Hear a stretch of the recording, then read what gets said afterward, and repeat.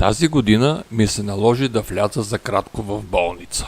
Постъпих в университетската болница на Басел. И понеже една от болните теми на България са здравната система и състоянието на болниците, реших да документирам престоя си и да ви покажа какво е да постъпиш в такава болница. Първо ще видите няколко снимки и накрая едно кратко видео за това как изглежда стаята. На всяко легло има такъв дисплей, който се явява нещо като комуникационен център. Има си слушалка, телевизор, радио, телефон, интернет, поръчване на храна и други. Когато си поръчваш храна, не е нужно да казваш кой си, от кое отделение, на кой етаж и коя стая.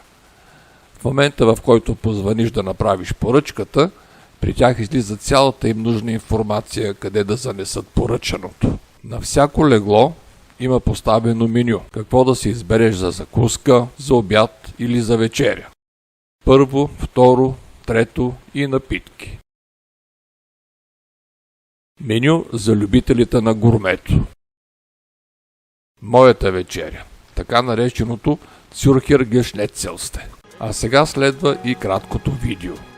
За да бъде настанен в такава стая, е достатъчно човек да има базовата, основната здравна застраховка, която се изисква от държавата, за да се смяташ за здравно застрахован. Тоест, не са нужни никакви доплащания за това или онова.